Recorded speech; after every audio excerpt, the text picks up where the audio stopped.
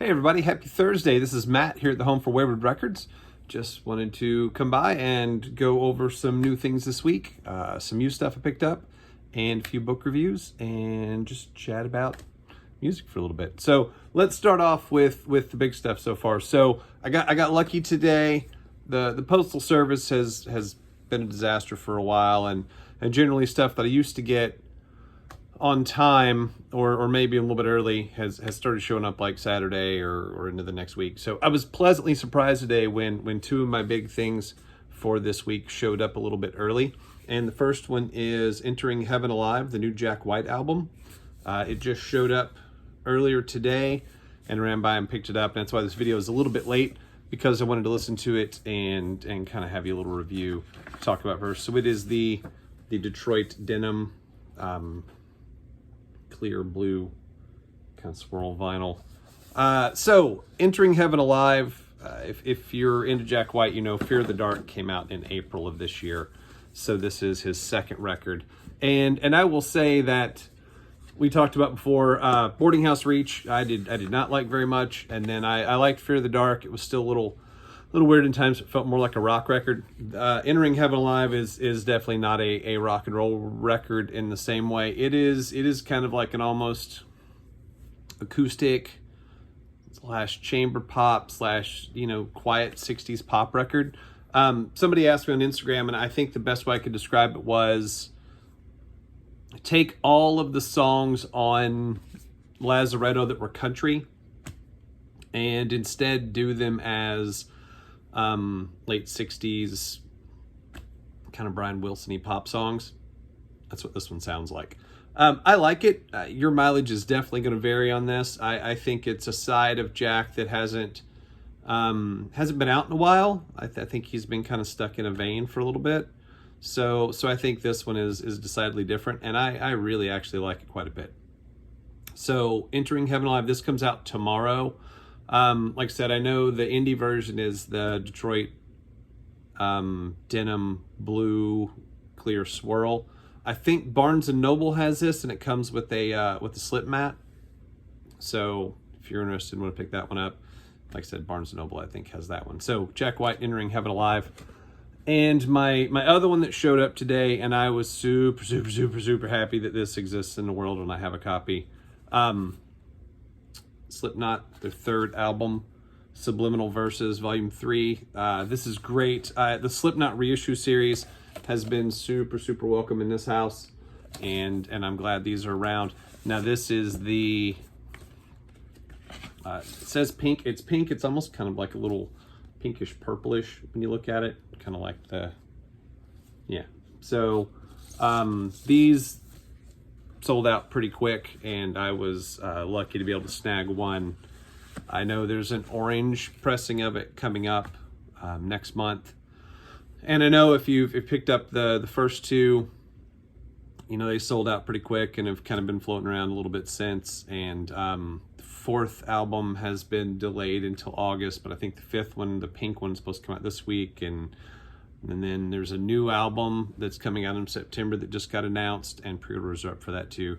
So if you're a fan of Slipknot, it's been a good last 2 or 3 months for you to have all these finally come back in on vinyl. So Volume 3 showed up today, and I'm super happy to file that next to their other records. All right, so those are my new ones for this week, actual new releases.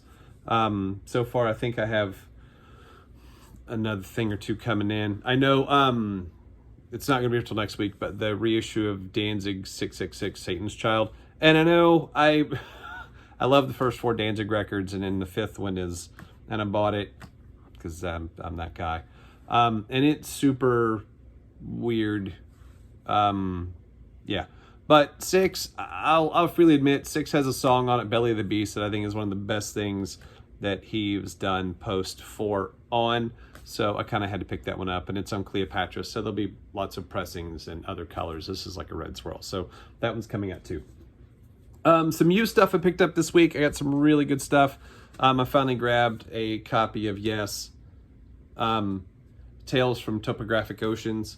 So I've been looking for that one because I'm kind of done. I need like just one more. I'd like to get a copy of Relayer, but other than that, I'm kind of out on Yes. I have 5 of theirs now, but I'm good. So I was happy though to find this one. I was super jazzed to find Whitesnake live in the heart of the city. Mainly this has Full for Your Lovin' on it, which is cool, and I like their cover of Ain't No Lovin' Heart of the City. I think it's really good. And obviously if your Whitesnake knowledge starts at Slide It In On, there's a totally different Whitesnake prior to that, and this is that band. As you can tell, this does not look like the Whitesnake in the 80s. Very, very different, and I was super happy to score one of these. The last two, though, were the two that I was really excited about.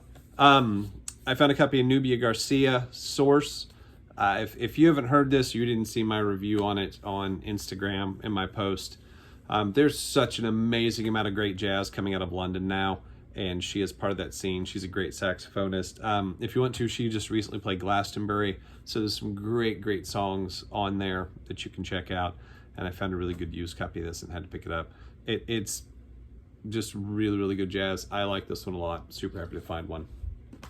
The one I was the most excited about, though, is this almost completely pristine copy of Iron Maiden Somewhere in Time. And I mean, it is in amazingly perfect shape. I mean, there's like a crease on the sleeve, and that is it. The vinyl is crystal clear, perfect looking. I mean, it is so shiny and clean, and the sleeve is brilliant. I mean, it's amazing, and this is such a good record. Yeah, I was super happy. I have the, my only one was the picture disc copy in the sleeve, so they reprinted kind of everything and made this, but the discs were picture discs, and it sounds like an old picture disc. It's a little noisy. So this, I was so excited to find one of these, and that was pretty awesome. So those are all my vinyl pickups for this week, or stuff that's come in today so far. Like I said, I have a few more things in the mail right now, and we'll see if they show up. Also, I was very fortunate this week. I don't know how many of you still pick up CDs. I still do occasionally, especially stuff that either I can't find on vinyl, or some things, you know, I kind of, with my collection, I kind of kicked out most of my white whales a long time ago and found the ones that I really want. And there's a few that still escape me occasionally, and that sucks. But, you know, it is what it is. So some of those items I've started picking up on CD again just to have. And yesterday I really lucked into two things I was very excited about. The first one is the David Bowie Sound and Vision 3 CD set.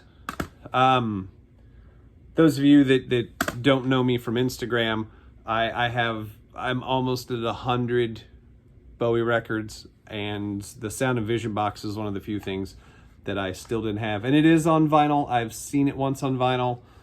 It was a little bit out of my price range at the time, and I regret not picking it up.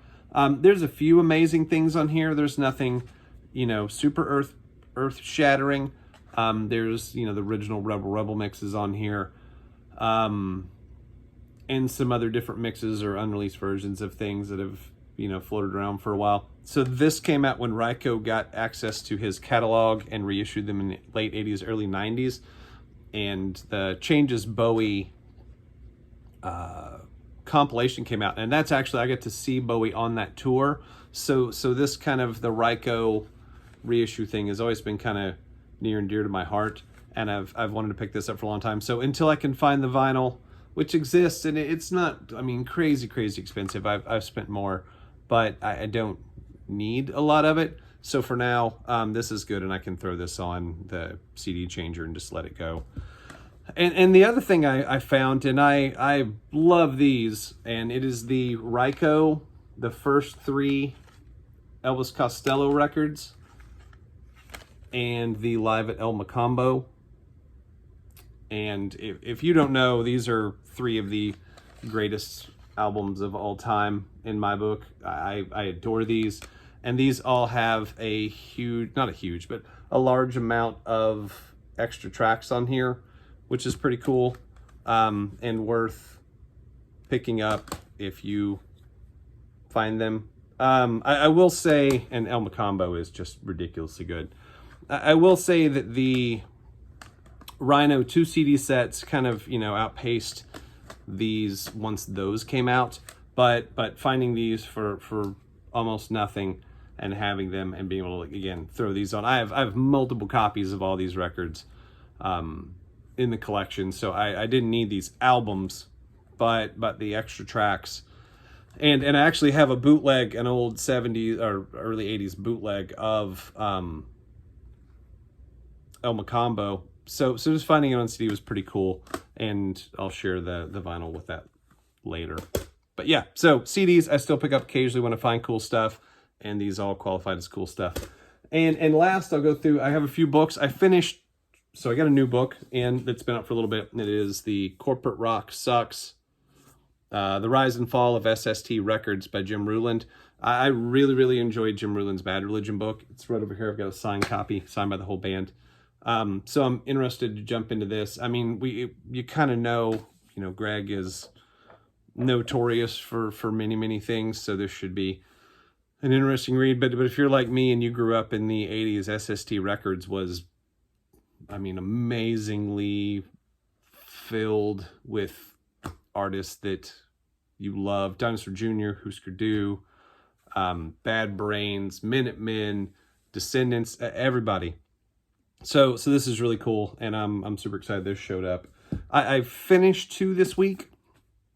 Exit Stage Left, The Curious Afterlife of Pop Stars by Nick Duerden.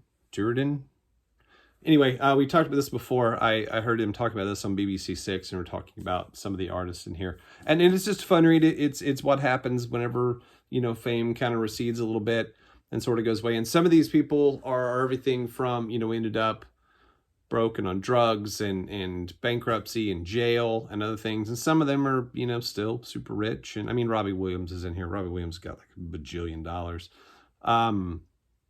Bob Geldof is in here, multiple people. So it's a really good book. It's a quick read. It flies by pretty fast, but it's fun. And it's interesting to see, you know, what happened in tales of woe and excess and figuring out what you're going to do next. So that one's pretty cool. The other one, so this book is The Punk Rock Politics of Joe Strummer. This is by Gregor Gall. This was actually sent to me by the University of Manchester Press. This is kind of, this is an advanced reader copy. So this is sort of a rundown of kind of linking things Joe said or things people felt Joe believed in with maybe what Joe actually put into practice during his life. And I will tell you, it's interesting because it links a lot of things he said and in articles and in things that developed later on. It is a super, super scholarly, I mean, it reads like a, you know, doctoral thesis. It is pretty dry. It's a statement of fact. But it's interesting and it's good. And if you like Joe, it's a fun read. There's a bajillion footnotes and things in here and articles that I had missed because I wasn't in the UK in the 80s. So this was pretty cool. So, and it's out now. It's out actually, so you can purchase it, not just the advanced reader copy. So The Punk Rock Politics of Joe Strummer. And that's everything for this week. I mean, it's a pretty good haul. I've got some good stuff in here. I'm gonna head in just a second and throw on the Slipknot and listen to that. And imagine I had a aluminum baseball bat and a giant keg and I could beat on it all day long like clown. So yeah, and then I'm gonna sit around and listen to all this other stuff. So I hope you have a good weekend. I'll be back on Monday with a new video. We'll talk about some stuff. I know next week I'm going to do a part 2 video of the punk rock records I like, because the minute that video was over with, I immediately thought of like Agent Orange and Adolescence and 7 Seconds and all these records that I was just immediately regretful that I didn't put in the video, and that drove me a little bit nuts. So I just want to talk about some more stuff, because Dead Kennedys, Fresh Fruit for Rotting Vegetables, I mean, just so many albums that immediately burrowed into the very core of who I am. And I feel like I should have shared all of them. So we'll do that too. But hope you have a good weekend. Enjoy yourself, spin some records, leave me some comments. Thanks for subscribing, over 250. I appreciate every single one of you, and I'll see you next week.